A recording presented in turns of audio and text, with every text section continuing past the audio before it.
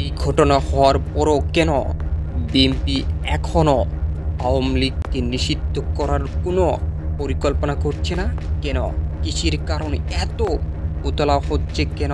ফখরুল সাহেব আওয়ামী লীগ জুলাই আগস্টে এই দেশে কি করেছে সেটা দেশের মানুষ জানে, সেটা ফখরুল সাহেবও জানে, সেটা বিএনপিও জানে। কিন্তু তারপরও কেন এই বিএনপি আওয়ামী লীগের প্রতি এত এত মায়া কেন?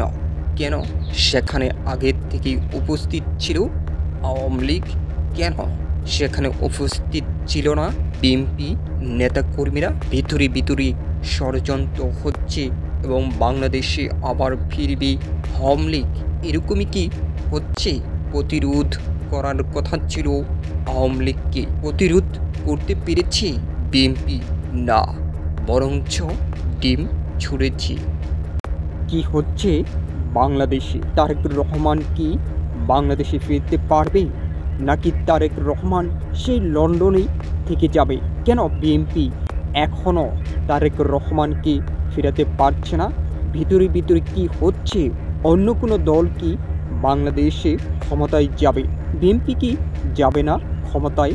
যদি বিএনপি ক্ষমতায় যায়, প্রায় 1 বছরের উপরে হয় স্বৈরাচার শেখ হাসিনার পতন হয়েছে, এখন পর্যন্ত কেন তারেক রহমান বাংলাদেশে ফিরতে পারছে না?